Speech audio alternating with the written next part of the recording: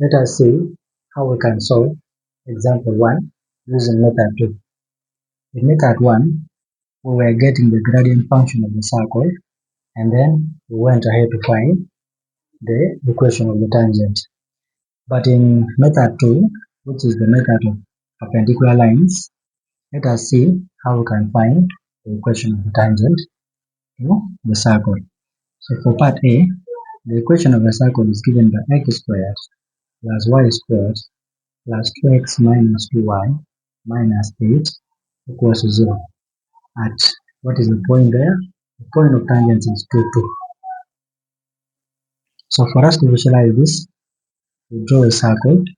Then we say, assuming this is our tangent, from a given point B to the circle at maybe point A.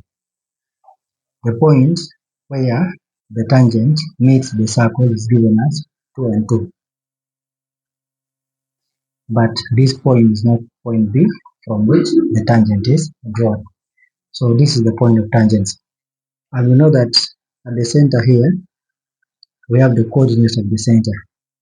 And from the center up to any point in the circumference is the radius r. And the radius makes an angle of 90 degrees with the tangent. This is the tangent. So the radius is perpendicular to the tangent. So let us get the coordinates of the center because they are going to be important. This is the expanded equation of the circle. You can find the coordinates of the center, which in this case are -1 and +1. So since we know the coordinates of the center and then 1 point on the circumference, we can find the gradient of the radius because the radius is a line. After getting the gradient of the radius, then we can apply the concept of perpendicular lines because the tangent is a line, the radius is also a line. So we can apply the concept of perpendicular lines to find the tangent, the equation of the tangent. So we are going to start by getting the radius, the gradient of the radius, gradient of radius, because radius is also a line. How do we do that? We have 2 points here, point C, which is the center, and point A, which is the point of tangency. If you have 2 points on a line, you can find the equation of that line. Or if you have 2 points, which are the end points of the line, you can find the equation of that line. So we shall use points C, which is -1 and 1, and point A, which is 2 and 2. So we can use these 2 points to find the gradient of the radius, because we know that gradient n is given by changing y, which is y2 minus y1, out of changing x, which is x2 minus x1.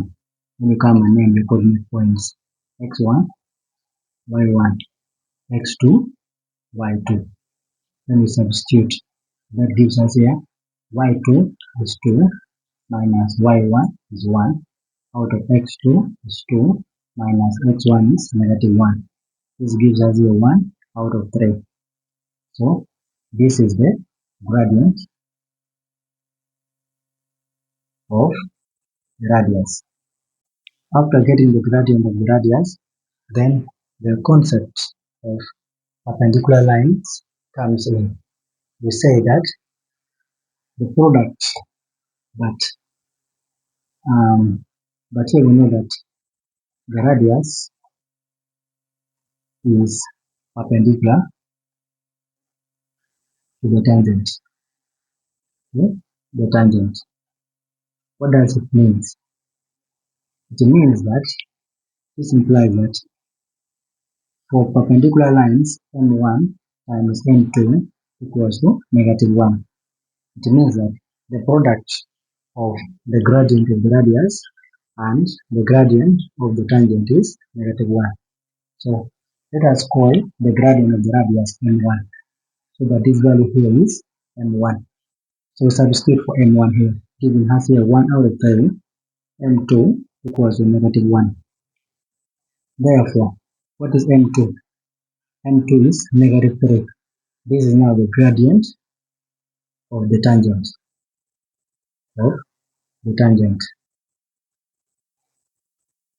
That is the gradient of the tangent. After getting the gradient of the tangent, and we know that this point A is on the tangent, then we can find the equation of the tangent, because the tangent is a line. So we have point A, which is on the tangent as 2 and 2. So we shall apply the formula for straight line given by mx plus c, where y, x and y are here. M is the gradient of the tangent. So we substitute y is 2 equals to m is -3 times x is 2 plus c. That means here our c gives us 8. C is the y-intercept.